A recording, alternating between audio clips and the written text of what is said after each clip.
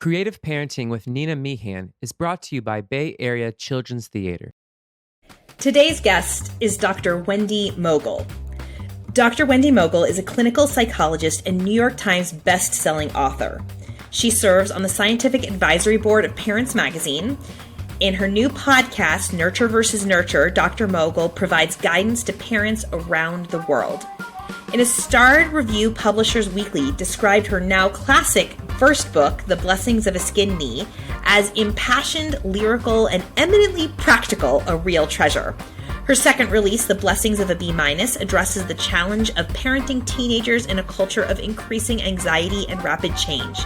And her most recent book, Voice Lessons for Parents, What to Say, How to Say It, and When to Listen, offers guidance for communicating with children across the expanse of childhood and adolescence. I loved talking with Dr. Mogel. She is so phenomenal, and we covered a remarkably large numbers of topics. But in the end, we kept coming back to this idea that creativity and laughter and imagination and story is so vital to how kids are interacting with the world, interacting with you, finding their own independence, finding their voice. She'll talk about how the kids can be the captain of their own ships, and also refers to us as consultants, not managers. All of which I think is absolutely brilliant. I hope you enjoy Dr. Mogel as much as I do.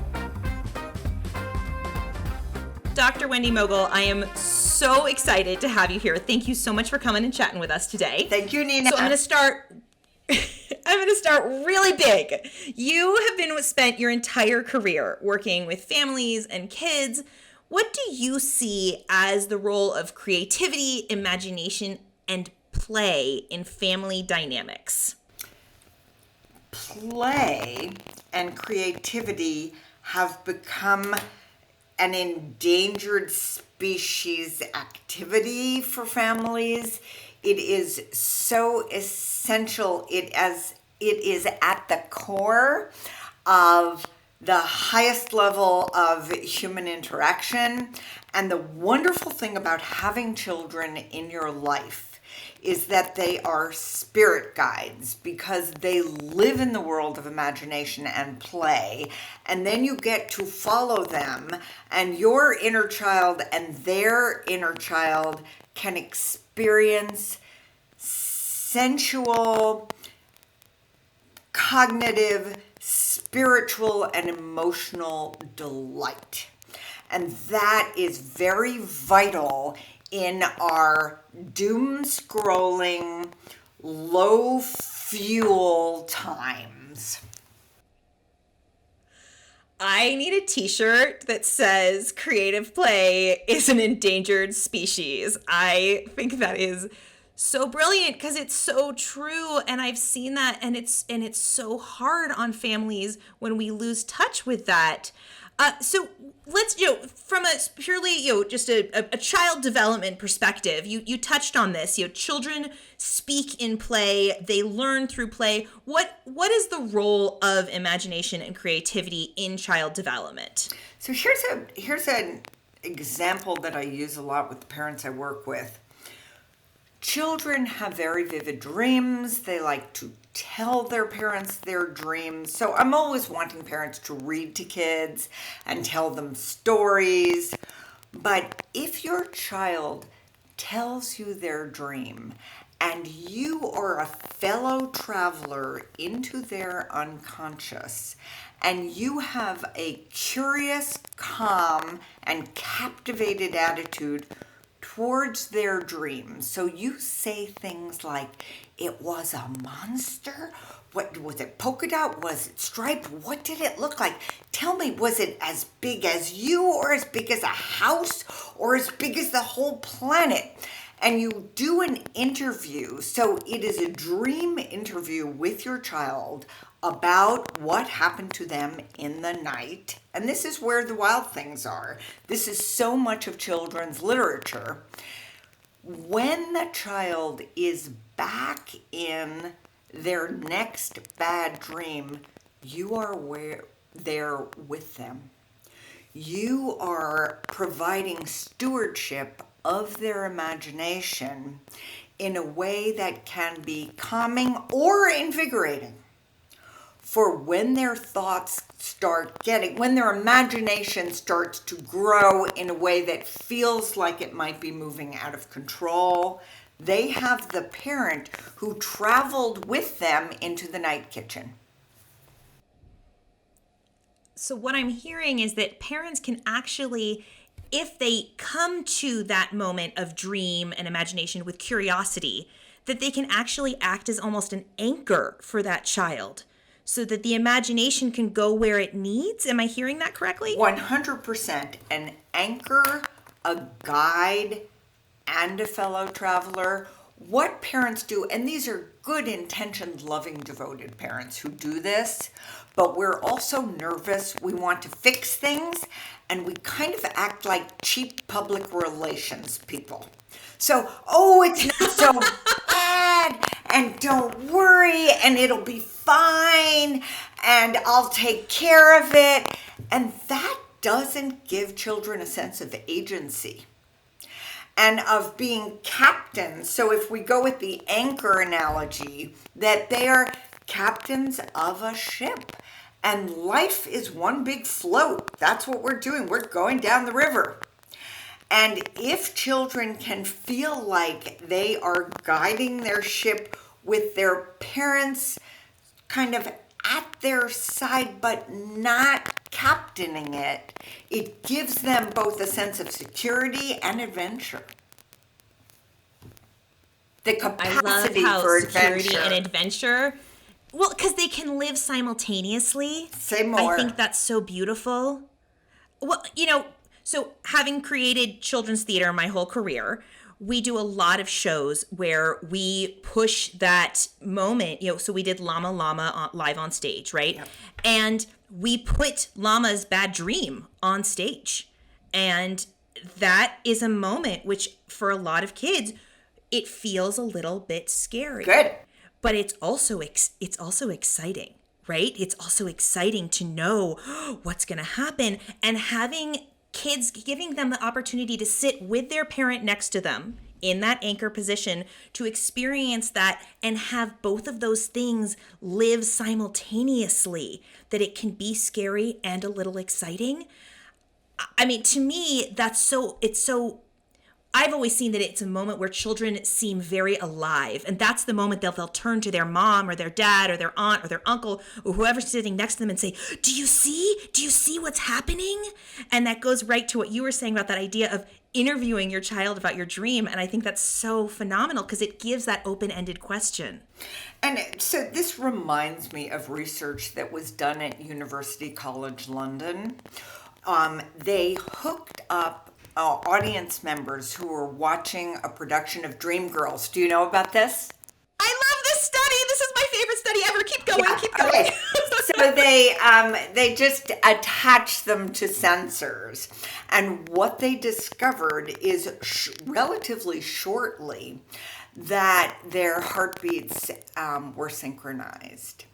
And this is what we call, Emile Durkheim coined the term collective effervescence, that as a species, we are designed to respond to each other's vibrating mirror neurons. And as audience members in a theater, we are experiencing both collective effervescence and a synchronized nervous system. And this is what we've been so deprived of during quarantine, to experience watching a musical or certainly performing in a musical and becoming one. That is, when I first read that study, I'm talking goosebumps everywhere, because it's what we in the creative field always knew, but we didn't have data to talk about it. We just kind of, it's the audience experience, and which it doesn't translate as well as their heartbeats were synchronized. So in the world of, sorry, go ahead. I was just going to say that we are just starting now, and this is new, to study the neurobiology of laughter. And because people have always said, oh, laughter is the best medicine. It actually is. That it reduces cortisol levels. It increases oxytocin, which is the tend and befriend and love hormone.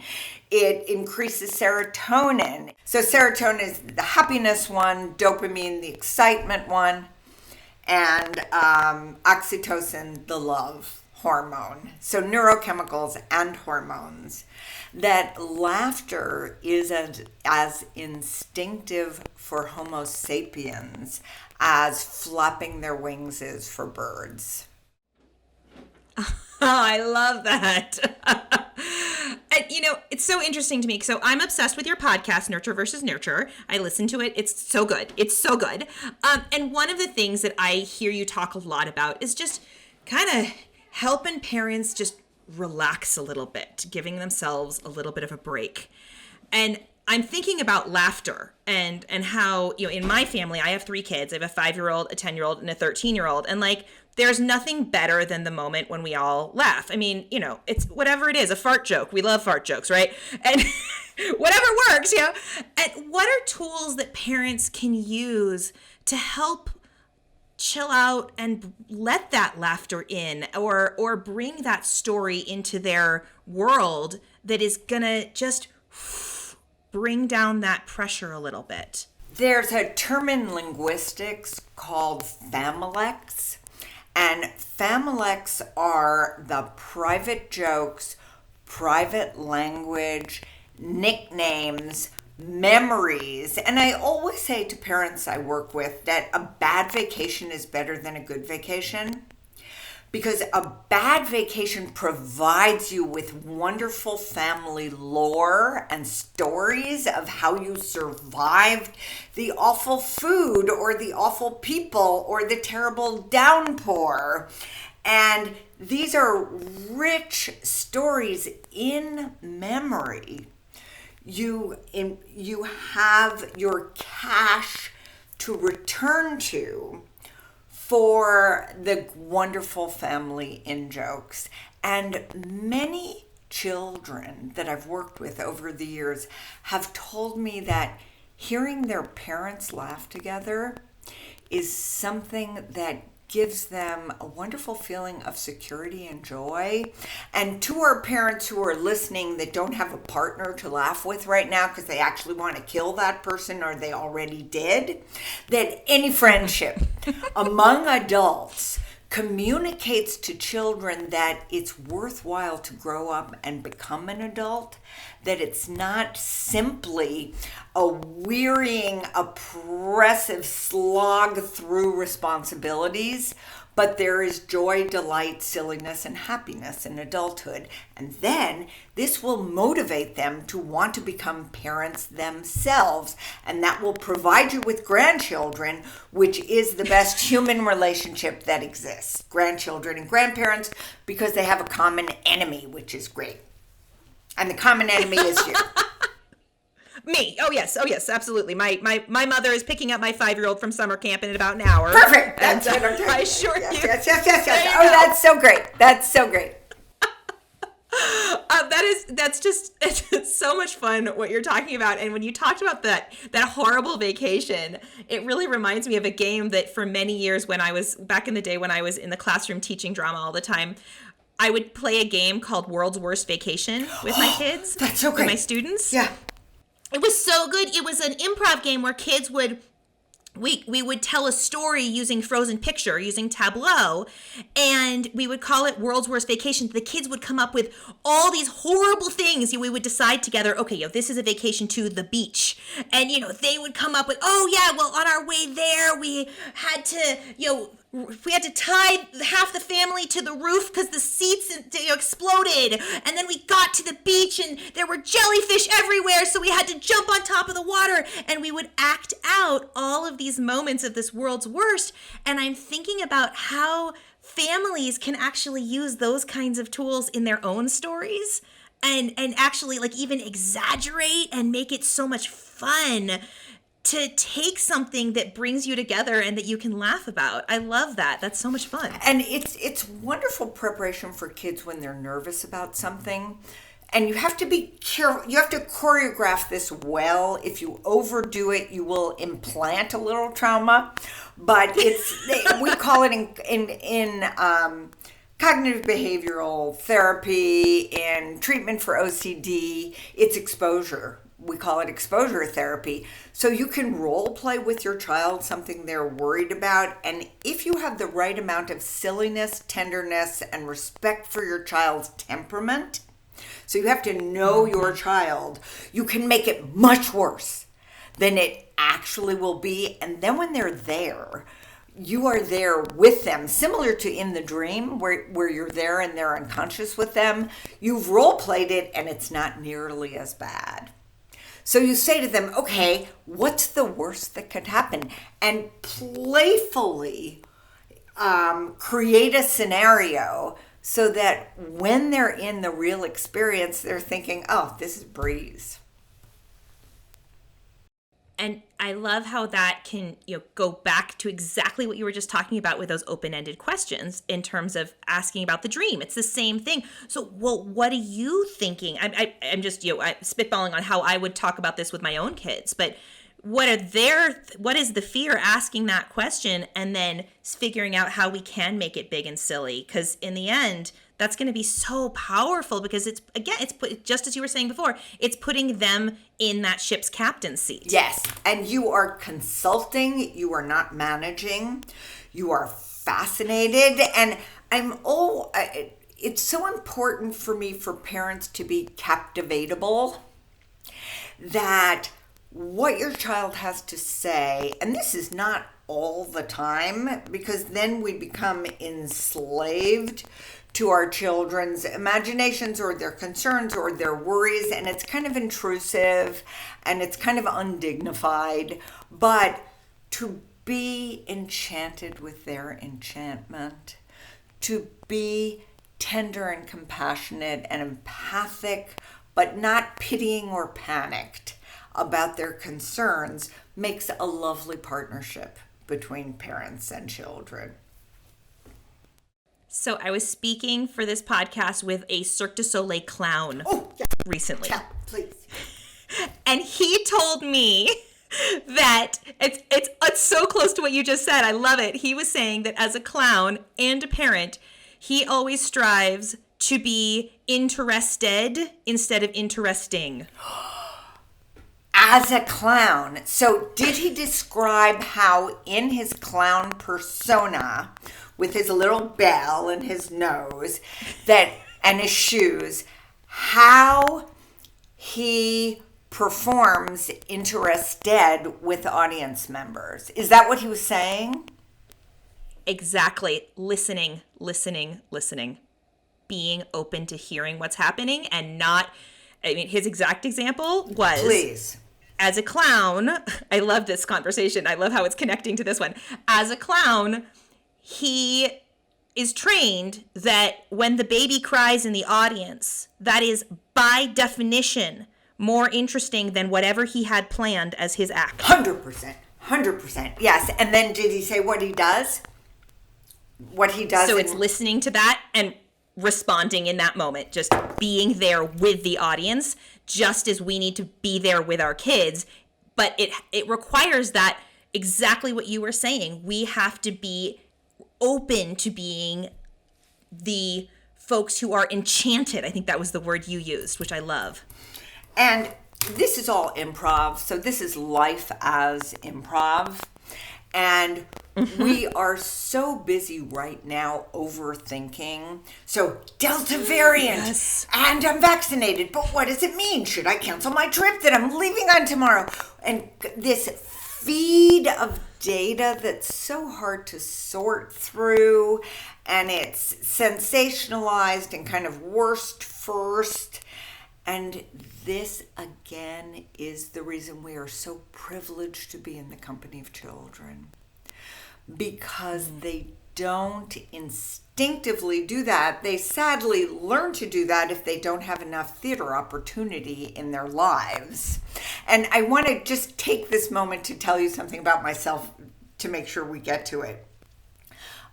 When I was in high school, I got the best present I've ever been given. My mother bought me a puppet stage and puppets, beautiful German-made puppets. And I started a business. I lived on the Upper East Side of Manhattan.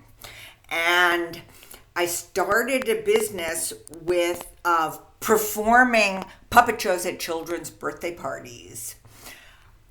For money, there were no entertainers at children's birthday parties at that time. And I mentioned the Upper East Side of Manhattan because those parents could afford to hire me to come and perform at the children's birthday parties. And I did it every weekend. And it became the same sort of circle of parents. So I had to figure out a way to rejigger the show to make it entertaining for basically the same audience. So I would call the mom and say, tell me about your son's best friend, his favorite TV show, the things he's most excited about, the things that worry him. And I would work that into the show and change it each time. And the reason I mention this is that it was theater. I had to rewrite the script. I hired my little sister to be my assistant to help me carry the equipment. I was paid $30 for each, which was a lot of money then. And I paid her $5. And we did it for months and months. And it's an example of, and this part, that my mother was completely not involved with this except for buying me the puppet theater and the puppets for my birthday. So it's just to be independent, to be entrepreneurial, to have to keep up with the creative demand. Because if I didn't change that show, then I wouldn't continue to be hired. And I'm actually in adult life I'm still putting on puppet shows. That's what I do. I travel around the world doing public speaking. And it's the same thing. I took a stand-up comedy class at Los Angeles Community College before I went on tour with The Blessing of a B-, my book about teenagers, because I decided that had to be stand-up comedy, talking about teenagers. Yes. And this was Los Angeles Community College. I was by far not the funniest person in the class at all, because this is LA. There were a lot of really talented people. But it was just to be able to be in a comedy class was such a joy. And so I want everybody to have improv and theater and performance and just those mirror neurons firing throughout the cycle of their lives. Yes, I'm going to yes and that, to use an improv term. Yes and. So, I've got a 2-question speed round for you. Here we go. The first question is, what is the first creative product, like a music, a book, a painting, a play, maybe it was your puppet shows, I don't know, that you can remember, like as a child, feeling inspired by or connected to? It's the most profound one was certainly the puppets in the puppet theater. But I'm always asking parents about their children's lovey and the relationship they have with that stuffed creature. Also their pets. And this is something like theater because stroking a pet, talking to a pet, having imaginary conversations with a pet, and it can be a stuffed pet or a live pet, but for so many children, it's a wonderful antidote to the pressures and that they live with and our highly curated, speeded up competitive world, and to have an opportunity to have a conversation with a silly faced object or an animal is such both a relief and a release for children. I will say my gang, we have two pandemic bunnies. Bunnies. My boys created literally a PowerPoint presentation after lobbying me for 3 months that they wanted bunnies, and they have been the most beautiful, wonderful addition to our family because they talk to them and they pet them, and the bunnies just kind of look at them and be cute, and it's beautiful. And all right, question number 2. Oh, go ahead. No, you. Yeah. Okay. What is the one word or phrase you say most often when talking to parents? So one thing I do say to parents is, are you crazy? And I can only say that to them when we already have a good relationship. So I don't say that to them right off the bat. I also say to them a lot, is this still surprising you? Which means that, for example, that person with which or their teenager is a wonderful example. Parents are continually indignant, shocked, panicked, or angry or anxious over totally normal behavior. So the answer to your question is, and the thing I say to parents all the time is, well, I've heard that 5 times this week. So, and it's yes. true. It's always true. So this week it was stick and poke tattoos acquired via Amazon while the kid was at summer camp being a junior counselor or a camper. And my message to them is, this is normal. We're going to figure out what the motivation was and what you want, how you want to respond to it. But so normal. You are not alone. Or this is normal child development. So I have the Gazelle books. Are you familiar, Nina, with the Gazelle books? Your 1-year-old, your 2-year-old, your 3-year-old? Oh, No, I don't know the Gazelle books. Oh, they're from the Gazelle Institute. That's part of Yale University and Arnold Gazelle, and they're now being published as pamphlets, not as the original whole book, but you can still get the books. And the book, Your 7-Year-Old, the subtitle is Life in a Minor Key. 7-year-olds are really gloomy, preoccupied with death, and kind of morose. And I just want parents to know, totally normal for a 7-year-old. Let's talk about death. Wow, what happens to your body when it's decomposing? How fast does that happen?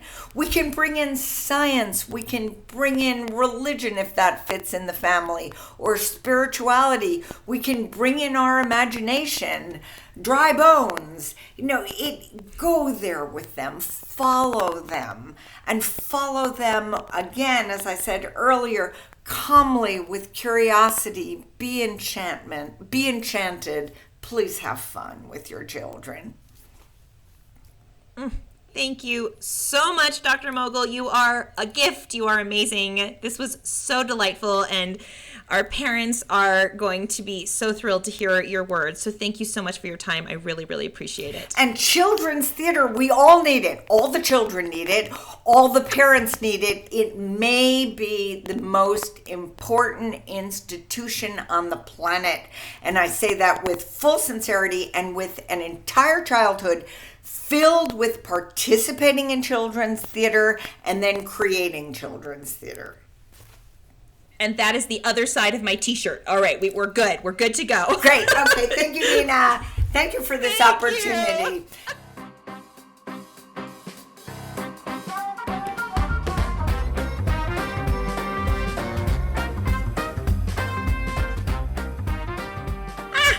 Dr. Mogel is brilliant and so amazing, and I enjoyed speaking with her so much. I hope you enjoyed listening as much as I was having fun speaking with her. Oh my gosh. Well, first of all, the puppet show, can you just picture that? 16 years old with a puppet and puppet stage and puppets, and getting your younger sister to drag along. And for the record, I was totally that younger sister to my sister when she did things like that as a teenager.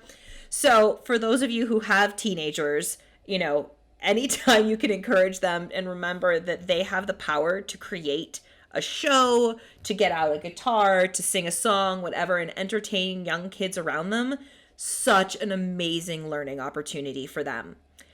There were so many things that Dr. Mogel talked about that I just feel were so powerful, up to and including this notion that laughter is literally the best medicine, right? That it actually is like good for our biology and our health and is so deeply connected to our nervous system. So some thoughts to, continue to explore all of the importance of giving kids space to be creative. A game I might recommend. So using that puppet show concept to start, kids of all ages can create their own plays in the backyard or in your living room. Some of you have kids who do this all day long, and awesome. Just remember, your job is to be an enthusiastic observer and audience member. You don't need to control, direct, produce anything. The kids will do it themselves. But for those of you whose kids aren't doing that yet, encouraging them to put on a show, and it can be about anything. It can be about something they are passionate about, right? If they're a basketball player, you can make a show about basketball. Great. Let's do an infomercial where you teach me how to do basketball. And giving them the permission to just create a show about something they're excited about. I also want to just go deeper into the world's worst game we talked about. So this you can totally play around your dining room table or in the car or whatever it is. And it can be world's worst, lots of different things. Like, it doesn't have to be world's worst vacation. It could be world's worst restaurant. It could be world's worst school, world's worst hiking trip or camping trip, all of these things. So the idea is that you go around and everybody gets to tell something that makes this the world's worst camping trip, for instance.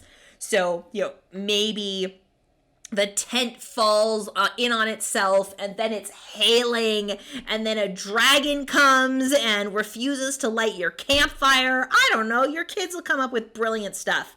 And if you have a child who is more likely to express themselves visually, like, have them draw it. What does the world's worst camping trip look like on paper?